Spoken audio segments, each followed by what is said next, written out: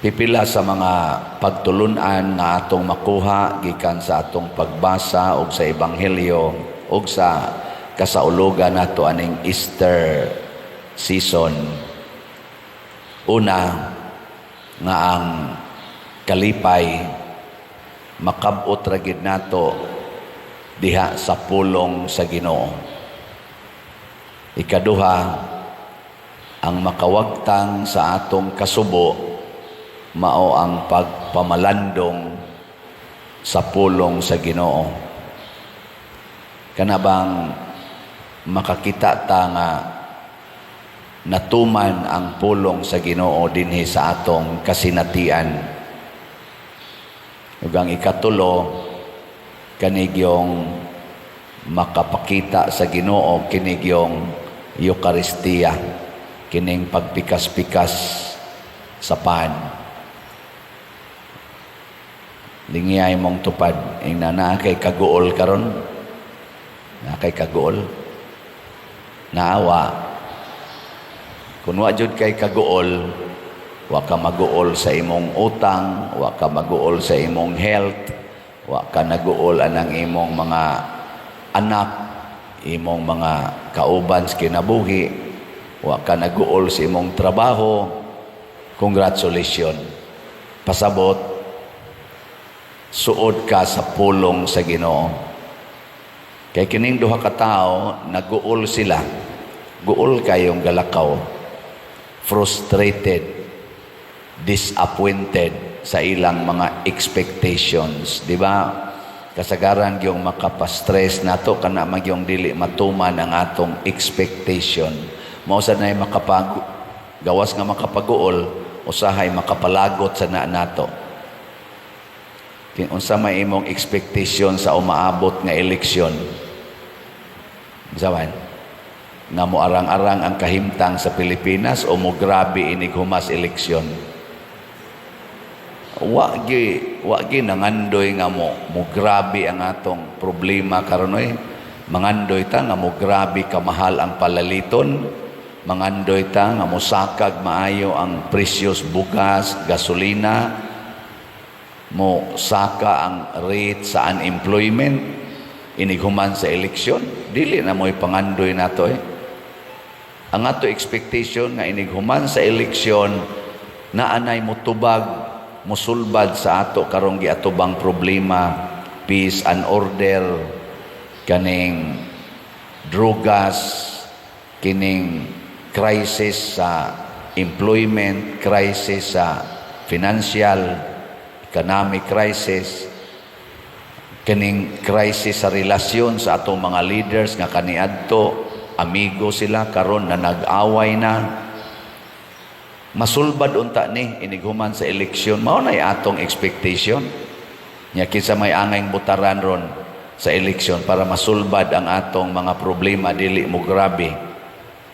Kinsa man, Team Marcos o Team Duterte? Ikay pili ana, maobitang doon natin pinili ay kay kanya-kanya tagpili. Unsay na feel nimo kanay sundan. Ug tan-aw nimo kaning Team Marcos mao ni makapa wagtang sa atong makaparang-arang sa atong kahimtang. Kana mo'y butari ug ang tanan nga naa diha ng maong team gikan sa senador hangtod sa konsehal. Kana mo'y kuani, kana ganing butari. Og tan-aw sad nimo kanisang Team Duterte mao sad ni makaparang-arang kana say butari gikan sa senador hangtod gyud ngadto sa konsehal. Di ba? Unya kun kinsa toy kay demokrasya man kinsa toy daghan og nilabaw ang ilang gidaghanon sa pagpili, kadtoy atong tahoron dili daoton. Tahoron ba pananglitan inig ending nakapili ang mga tao kinabag ang Pilipino to agid sa Team Marcos or sa Team Duterte, atong respetuhan. Mo na'y Diyos nung eleksyon, dili ta magbuot-buot. Kita lahi man ta dinhi sa Pilipinas, inighuman sa eleksyon ang napildi magsigig daot sa nidaog. Nya ang nidaog sad magsigig sag opres sa napildi. Hasta paganing kapwa niya ni daog usahay iya pa maganing lutuson. Di ba? Inana ta, murabag dili matapos ang atong eleksyon, dili matapos inig-proclaim kinsay winner. Tuloy ang laban, mao nay atong kasagarang isulti. Dili na unta na mao, nganong magsige pamantag laban. Tuloy ang samahan, tuloy ang pagkakaisa, tuloy ang respetuhan. Ang sasakto ba ning akong Tagalog? Human na ang eleksyon. Ang problema lang kung tikason ang eleksyon. Kana mo ituloy ang laban basta na ay panikas. Nya, duha ra man giroy main nga tikas sa atong eleksyon. Vote buying, gidili gina sa atong election code, o kaning dagdag bawas, gidili gina. Pero naagyoy mo attempt ana gani karon porting gubuta sa atong OFW nga nang ilang butasyon nga online. Daghan ang ni question, daghan ang ni file og complaints. Kana sa OFW pala na inigabot ka pizza 12 sa ato na dinhing national election. Unsa na sad kay problema ang moabot? Mao ni ang katong kumilik atong hangyoon kay sila man mo gi-in charge ana. Kanang satisfying ang result gyud unta mga kumilik. Satisfying ba to each Filipino? O di man tingali tanan, at least the greater majority of Filipinos satisfied sa resulta sa eleksyon. Dili mo abot ang kilay. Dili magsigi og ngano man to. Ano ba? Sa inyong paminaw, nakakaroy tika sa eleksyon o kamo na ihukom diyan niya. Magampo tana. Maningkamot sa tagbantay. Maningkamot taog pahaluna unsaon pagbutar. Nganong ako maninggisgutan tungod kay ang pulong sa Ginoo nga makapahupay nato mao gyud ang kamatuoran. Muna si Hesus sa dihang naguol kay kini mga tawhana kay ngano kunong namatay si Hesus nga ilaon tang gilauman nga mao'y muluwas, ginganlan ni Hesus, ningon si Hesus, pagkabuang gayud ninyo, pagkadugay ninyong mutuo sa tanang gisulti sa mga propeta. Kanabitan gisulti sa pulong sa Ginoo. Unsa man na siya? Kamatuoran man na. Nya kun ato na ganinang tuison ang kamatuoran, ilisa na tog bakak, diha dapita, mahimo gitang buang. Lingay mong tupad. Ing na, wa kay mga kabuang. Ing na ko no. Sa ato pa di ay, kung ang color sa imong buhok itom, unya imong gipablan, binuang day na. Nganlan ka ni Kristo pagkabuang gayon nimo. Kaya nga naman, nganong imo nang ilisan ang kamatuoran? Sa ato pa, ikaw bana, unya nangabit ka, buang ka, nagpakabuang. Nganong ilisan man nimo ang kamatuoran? Nabana man ka, nganong atom jud ka atong kabit? Ikaw pare ka, nya ang imong kamatuoran nga madre mo imong partner. Nya mangita gyud ka dihag biyuda or parisyoner, buang ka, i-partner ang madre. Nya unsa may partnership sa pari og madre? Kinabuhi sa kasantos, poverty, celibacy, obedience. Ana dihang among partnership. Pero kami say magunay-unay og binuang ang mga buang. Di ba? Ikaw usa ka kapolitisyan, senador ka, or congressman, or presidente sa Pilipinas, nya kusog kay ka mo diktar sa mga Filipinos ug unsay buhaton ang imong yung gusto mo imong ipatuman, nagbinuang na ka. Nga naman, you are supposed to obey the Filipinos.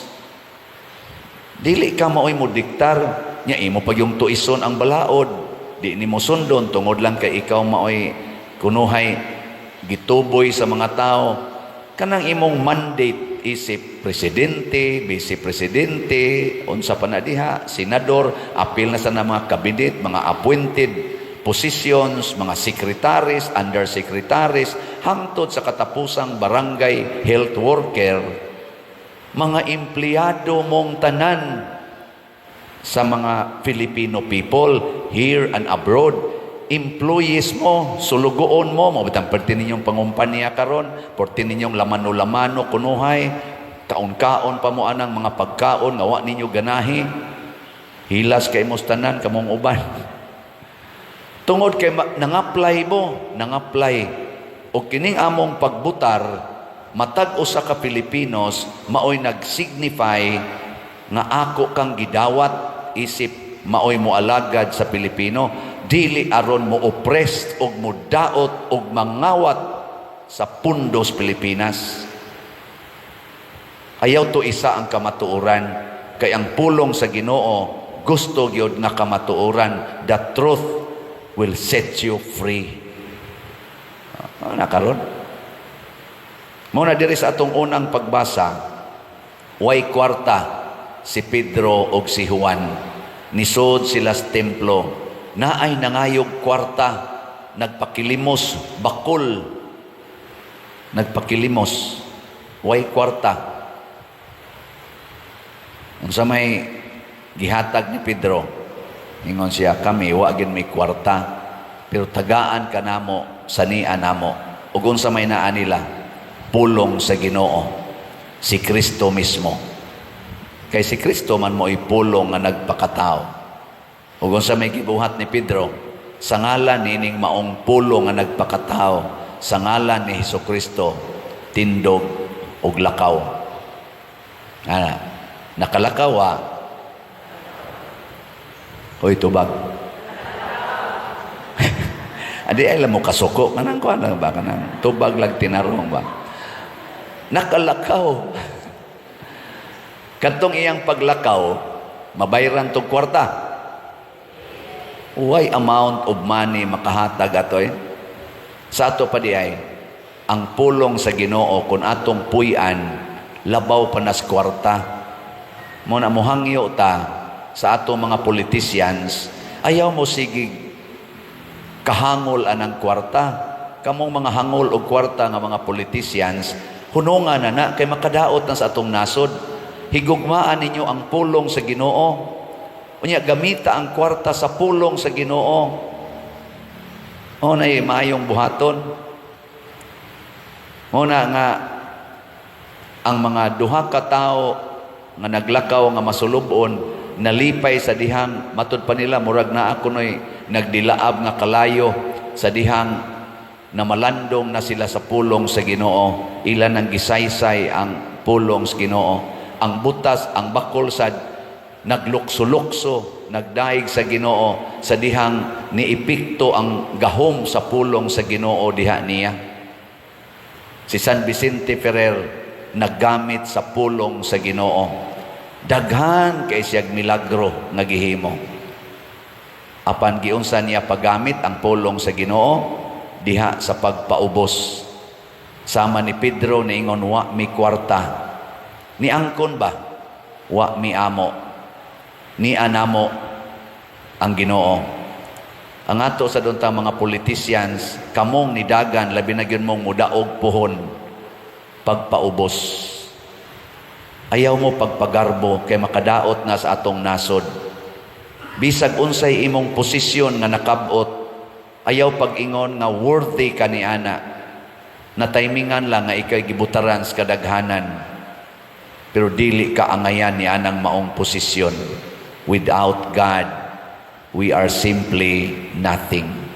Ako sa akong pagkapari, ug wa gyud Ginoo, wa gyud ni kapuslanan. Kining akong pagsigig baligyag slat, wa gyud ni kapuslanan. Muna ako, sige radyo kong hangyo sa Ginoo. Lord, hikapa in taon ang kasing-kasing aning akong gibaligya ag slot. Kaya ang amo rabang God's healing and deliverance power, 41,000 pa ang wa mahalin, tag 100 pesos. San Vicente Ferrer, tabangi in taon mi ani nga mahalin ni kay gamitonon raban ni karong pista. Sugod na raba ugma ang nobina. Ana, nya mag-uol ko ana. Dili. Og di ni mahalin unsa may itong buhaton. Ay tuloy ang pista. Wa na tay hikay, wala na nang atong mga gitawag og mga mga bugas nga tag 5 kilos ato na lang sa tong i-cancel. Kay nagsalig raman ta sa inyong pag-abli sa inyong kasing-kasing sa pulong sa Ginoo. Gilinga imong tupad ing na abli na ka. Ing na ba abli na baka. Ay mo pagtugtog diha abli na. Maura ba na inighisgot na tug slat daig tugtog. Ana aron dili ka bati. Nya inig abot na sa panginahanglan ug makanser na din agid ka to. Ginoo sig pangayo. Makat-on unta tag pikas-pikas. Kamao sa tang mupikas ug muhatag kanang inyong 500 kuha ila nag 100 god ipalit tinig slat ug na kay 1,000 kuha ilang kuno na siya og 200 ipalit dirig slat 800 lay imo nyag naa kay 3,000 o gusto nimo ihatag tanan 3,000 congratulations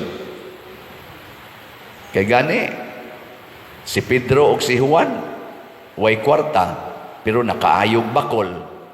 Si San Vicente Ferrer, way kwarta, pero nakahingilig yawa, nakapaayo pag hundreds, mga miraculous healing.